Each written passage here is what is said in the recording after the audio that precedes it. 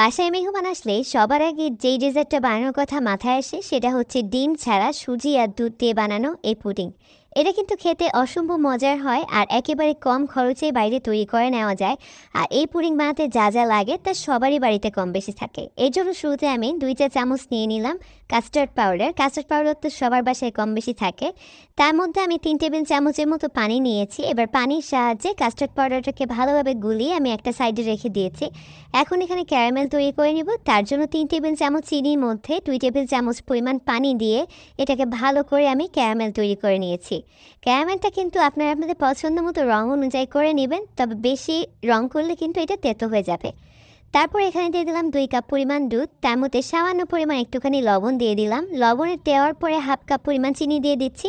মিষ্টিটা আপনারা আপনাদের স্বাদ মতো দিবেন, তবে আমি যেই পরিমাণে তৈরি করছি এখানে 1/2 কাপ পরিমাণে চিনি দিলেই কিন্তু একদম মিষ্টিটা পারফেক্ট হবে। এরপর আমি এখানে দিয়ে দিচ্ছি সুজি।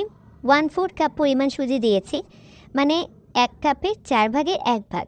তারপর সুজিটা দিয়ে একটু ভালোভাবে নেড়েচেড়ে মিশিয়ে নিচ্ছি। সুজিটাকে এখন কিছুক্ষণের জন্য ফুটতে দিতে হবে।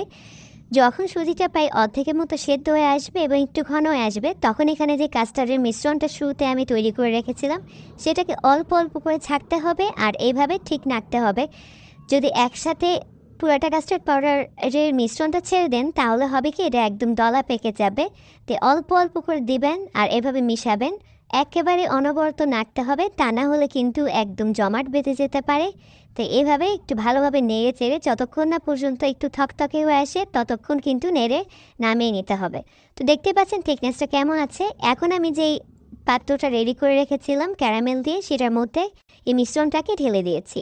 এখন একটা হাঁড়ির মধ্যে খুব সামান্য পরিমাণ পানি নিয়ে তার মধ্যে একটা স্ট্যান্ড বসিয়ে উপরে আমি যেই পাত্রটা রেডি করে রেখেছিলাম সেটাকে বসিয়ে দিয়েছি। এখন 20 মিনিটের জন্য এটাকে ভাপে রান্না করে নিতে হবে।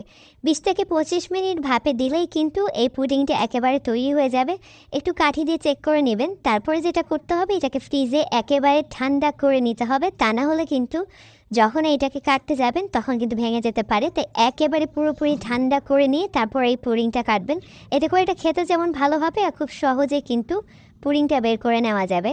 তো দেখতে পাচ্ছেন আমার পুডিং কিন্তু একেবারেই রেডি। আর দেখলেন তো ডিম ছাড়া কত সহজে সুজি আর দুধ দিয়ে পুডিং তৈরি করে নেওয়া যায়। এটা খেতে কিন্তু ডিমের পুডিংয়ের থেকে কোনো অংশে কম না, বরং তার থেকে আমার এই সুজি পুডিংটাই খেতে ভালো লাগে। অনেকে আছে ডিম খেতে চান না বা ডিম অনেক সময় বাসায় থাকে না, তখন কিন্তু ডেজার্ট খেতে খুব ইচ্ছা করে, তখন ঝটপট করে এভাবে আপনারা পুডিংটা তৈরি করে নিতে পারেন। আর এটা দেখতে যেমন লোভনীয় হয়, খেতেও কিন্তু ঠিক তেমনই সুস্বাদু হয়। আশা করি আজকের এই রেসিপি আপনাদের অনেক ভালো লেগেছে। আর ভালো লাগলে এভাবে অবশ্যই একবার বাড়িতে বানিয়ে দেখবেন আর আমাকে জানাতে কিন্তু ভুলবেন না যে আপনাদের কেমন লাগলো। সেই পর্যন্ত সবাই ভালো থাকবেন এবং সুস্থ থাকবেন। আল্লাহ হাফেজ।